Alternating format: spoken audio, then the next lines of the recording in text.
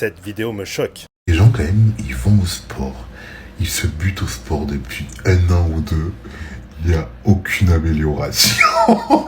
C'est que ils grossissent. Ils continuent à payer l'abonnement.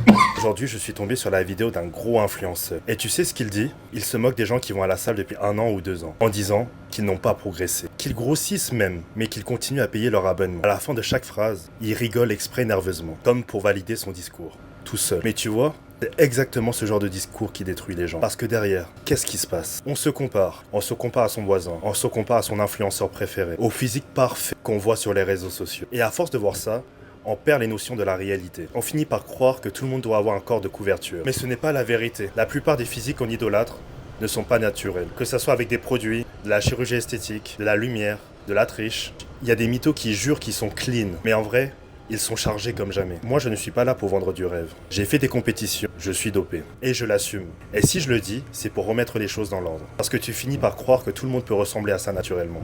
Alors tu vas droit dans un mur.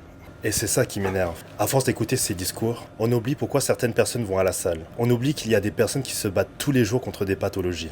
Grave. J'ai eu des élèves en coaching qui sortaient d'un cancer, suivis médicalement, qui malgré tout allaient à la salle. Quoi?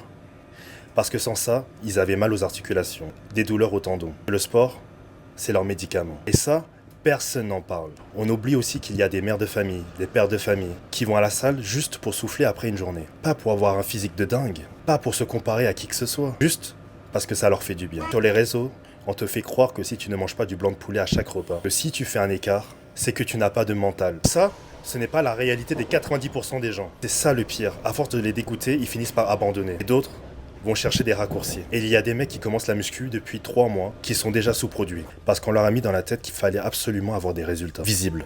Tout de suite. Et c'est ça le problème. On appuie toujours sur les résultats, jamais sur le processus. Et c'est ça qui détruit des générations entières, en dehors du sport même. Oh, tu crois que quelqu'un grossit parce qu'il n'a pas de discipline? Les hormones.